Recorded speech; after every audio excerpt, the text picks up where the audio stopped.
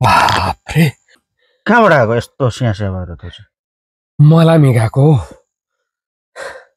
कहाँ गएको म पनि मलामी गएको ए राम्रो भएछ है त्यसो भने त लु न म पनि त्यहीँ गएको कि जो होइन म गाडी पर्खेको ठिक्कै तेरो गाडी आएर राम्रो भन्यो तँ चाहिँ कसको मलामी गएको लो कटु सेक्या त हौ खसेको त्यहीँ गएको होइन तँ ए होइन हौ त्यहाँ होइन म त अर्को जग्गा गएको हौ त्यो के अरे प्याकेट लन्चहरू ल्याइदिनु भनेको छ कि तल लाबर बोटेमा त्यहाँ पो गएको त हौ म त मलाई त्यहाँसम्म लग्दैन हौ थाकेर हुरुक्क भइसक्यो अन्त अब कसरी लगिदिनु हौ तँलाई तँ भने उतातिर जाने म भने यतातिर जाने अनि कसरी लगिदिनु भन् त ल म गएको अब ल ल अर्को गाडी पनि आउँछ होला नि गाडी तेरो गाउँ आउँछ होला ल ए साँच्चै सुन न लाबरबोटे नै पुग्छस् अन्त जानु पर्यो नि लाबरबोटेसम्म लाबरबोटे पुग्छस् भने त त्यहाँदेखि अलिकति तन्केर पारीपट्टि पनि पुग्छस् होला नि पारी जानु पर्यो नि अब तेल हाल्नुलाई त्यही त सुन न ऊ तेल हाल्दाखेरि नि मलाई पनि ल्याइदिनु हौ तेल ल जसको चाहिँ घोडा पनि छैन गाडी पनि छैन तँलाई चाहिँ किन तेल चाहियो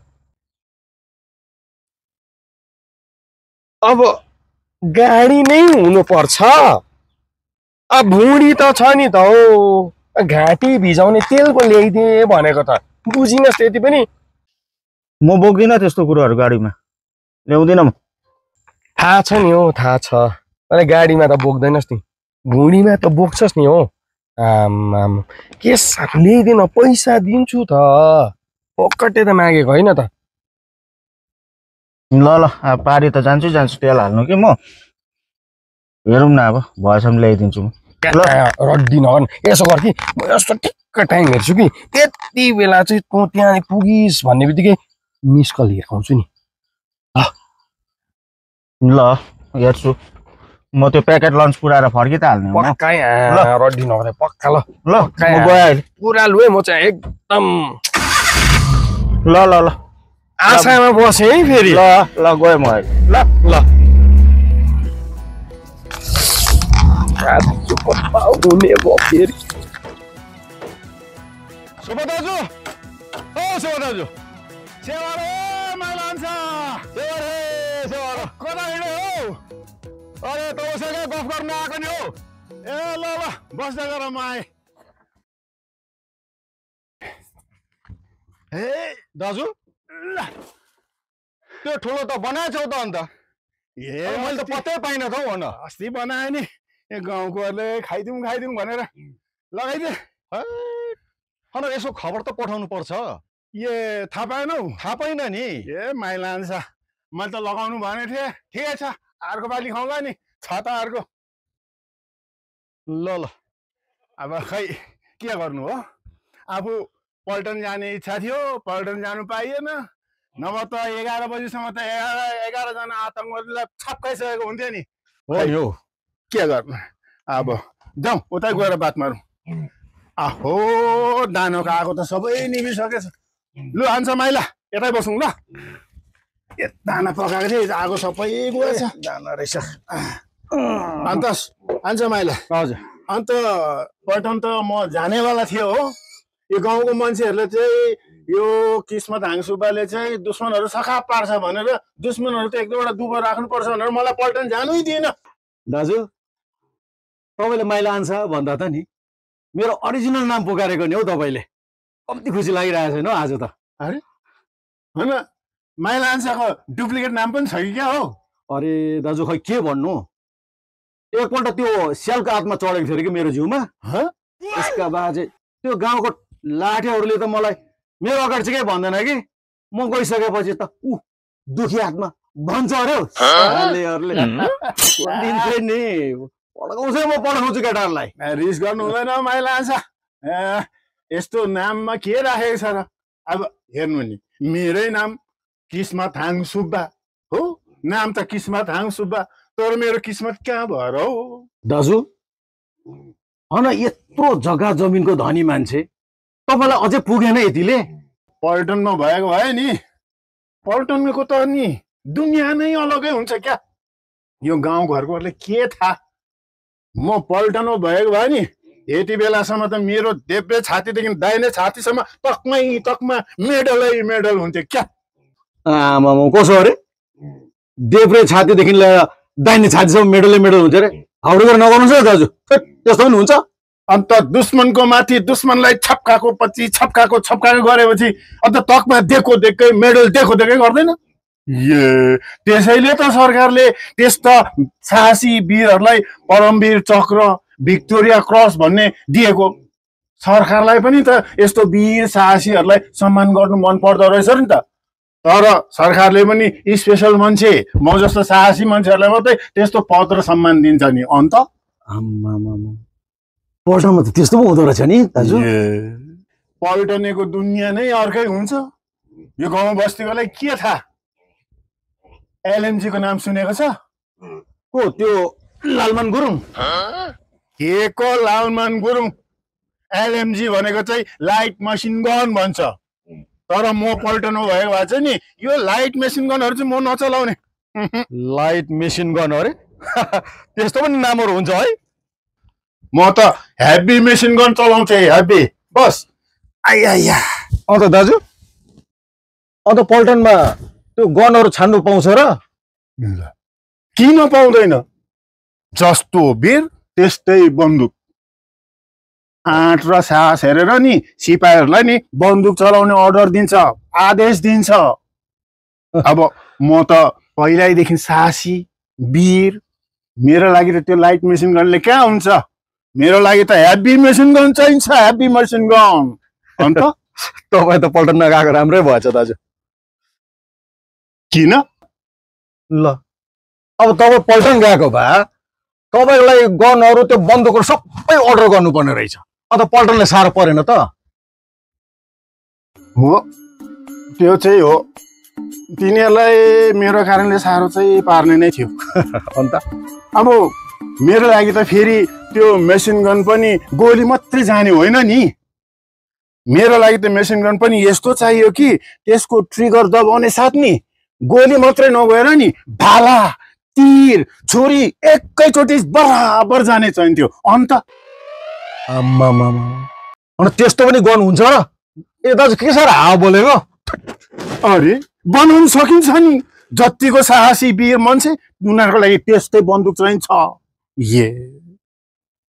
दाजु एउटा कुरा भनौँ भनेको, अब तपाईँको छोरा पनि जवान भइसक्यो, तपाईँको पल्टन जाने सपना पनि सपनै रह्यो। बरु यसो पल्टनमा भन्छुन गरेर छोरालाई पल्टन भर्ती गरिदिनु नि, हुन्न? अहिलेको यो छोराहरू बन्दुक चलाउने समयमा मोबाइल खेलेरै समय सत्यानाश गरिरहेको छ। जान्थ्यो होला भर्तीमा। उहिले हाम्रो पालामा नि यसको उमेरमा त नि म सुँगेर दुश्मनको पत्तो लगाइदिन्थे। अहिले त यिनीहरू भात पाकेको, मासु पोलेको, मख सेन्ट बनाएको गन्ध मात्रै थाहा पाउँछ यिनीहरूले। होइन हौ दाजु, अब तपाईँ त पल्टन भर्ती हुनुको लागि कतिपल्ट धाइसकेको मान्छे, त्यहाँको सबै पल्टन अफिसरहरूलाई चिनेको मान्छे हो। अब तपाईँले भन्यो भने त यसो छोरालाई हाल्नु सकिन्छ त हौ, गर्नु नि हौ त्यति काम त। खै चिन्नु त अब म धेरै अफिसरहरूलाई चिन्छु नि, म आर्मीमा नगए पनि। तर आर्मीमा लाग्नुलाई चाहिँ नि वयस र उमेर मात्र भएर हुँदैन है, साहस पनि हुनुपर्छ, वीर हुनुपर्छ। ए पानी पर्यो, भित्रै जाउँ। आइज दाजु, के भन्नु, यो घाम पानी पो भयो त त्यस्तो। दाजु भाउजू देख्दिन त? ओ तलतिर गएको छ हो, बाख्रा बारीमा पसेर। तपाईँलाई म एकछिनमा कल गर्दैछु ल। के भयो? तपाईँहरूलाई चाहिँ कति भन्नु मेरो नाम डल्ली होइन डल्ली हो भनेर। यो गाउँकोलाई जति बुझाउँदा मेरो नाम बिगारेर डल्ली नै बनाइदिइसक्यो, डल्लीदेखि। अब के भयो भन्नु र बहिनी? तिम्रो बाख्राले मेरो बारीको सब्जी सबै खाइदिएर सफा पारिदियो त। अन्त अब के भन्नु दिदी, मेरो बाख्राले तपाईँकै बारीको सागसब्जी मात्रै मन पराउँछ। गाउँभरि यस्तो बिक्ना सागसब्जी छ, तपाईँको मात्रै चाहिँ कसरी खायो मेरो बाख्राले? अब त्यसो भनेर कहाँ हुन्छ हौ बहिनी? बाख्रा पालेपछि त्यसो घाँस काट्ने मान्छेको पनि त बन्दोबस्त गर्नुपर्छ नि। त्यति सजिलो कहाँ छ र भाउजू? तपाईँलाई यादै छ त मेरो फोन कतिको आउँछ? घरि कसले रोडको ओपनिङ खिच्नु आइदे भन्छ, कसैले बेहुली अन्माउने त्यहाँनिर भिडियो बनाउनु आइदे भन्छ। त्यति बेला त्यस्तो भ्याइ नभ्याइ हुँदाखेरि बाख्रा कर्नर कहाँबाट आउँछ र? घाँस पनि काट्नु त होइन के भन्छौ बहिनी? होइन यो घरमा चाहिँ तिमी एक्लै बस्छौ कि क्या? तिम्रो परिवार जहाँ तिम्रो बुढा छैन घरमा? अब बुढाको के कुरा गर्नु हौ? अब बुढा त भात खाने साथी र भाँडा धुइदिने मात्रै हो। बिना तलबको कर्मचारी राखेको बराबर हो मेरो श्रीमान त। ए त्यसो भनेर कहाँ हुन्छ हौ बहिनी? बुढा भनेको त देउतै पो मान्नुपर्छ त हौ। अब देउता भने पनि राम भने पनि भाउजू अहिलेसम्म लपकुस गर्न हेर्नु पाएको छैन। हे बहिनी, जय जन्म र छोराछोरी हुनु त दुईजना बुढाबुढीकै इच्छा पो हुनुपर्छ त हौ। अब भाउजू इच्छा मात्रै भएर के गर्नु होइन? अब उहाँ डक्टरकोमा गएको उहाँकोमै कमी छ भन्छ। ए बहिनी, लपकुसको अनुहार हेर्नु नपाए पनि तिम्रो रामको चाहिँ आयु चाहिँ लामै छ है। लन्ठङ लन्ठङ हल्लिँदै आउँदैछ। ल बहिनी म गएँ ल, तर त्यो बाख्रा चाहिँ राम्रो याद गर। हुन्छ हुन्छ। कहाँ गएर आएको? अब लन्डन प्यारिस घुमेर आएको भन्नु भने पत्याउने होइन, मलाई पनि गएर आएको नि। लु लु लु कहाँ पसेको त्यसरी? मलामी गएको मान्छे, अब मलामी गएर आएको मान्छे नुहाइ धुवाइ गर्नु पर्दैन? जौदिल छड्किनु परेन? अब खोलामै चुरुममा डुबेर असला बुदुनासँग पौडी खेलिओरी त्यहाँ सबै शुद्धिकरण भएर आएको। अब यहाँ पनि म शुद्धिकरण गर्नु पुरा गर्छ। काग कराउँदैछ, काग उडिहालोस्। अब यो काग कति बेला उड्छ र म घरभित्र पस्नु भनेर पर्खिरहनु। नटेङ्ग्रा ल्याउँदै क्याटिस ल्याउँदै यसलाई म सात पारी पुऱ्याइदिन्छु। काग कराउँदाखेरि घरभित्र पनि बस्नु हुँदैन, घरदेखि बाहिर पनि जानु हुँदैन। आफ्नो रीतिरिवाज भनेको मान्नु परेन? आफ्नो रीतिरिवाज नै अर्ग्यानिक सम्पत्ति हो हाम्रो।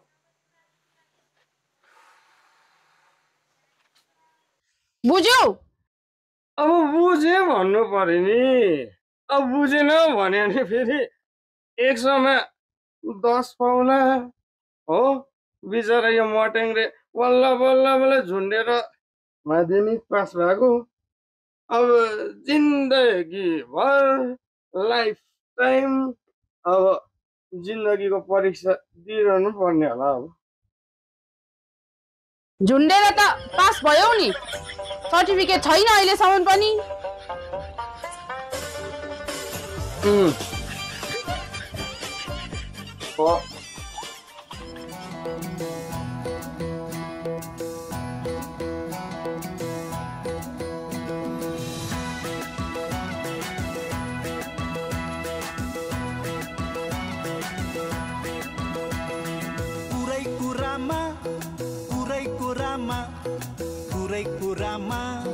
पुरै कुरा छ।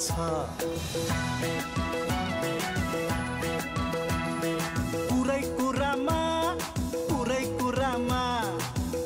कुरामा धेरै कुरा छ। त्यही कुरामा तपाईँ हाम्रो, त्यही कुरामा तपाईँ हाम्रो, त्यही कुरामा तपाईँ हाम्रो सपना छ, सपना छ।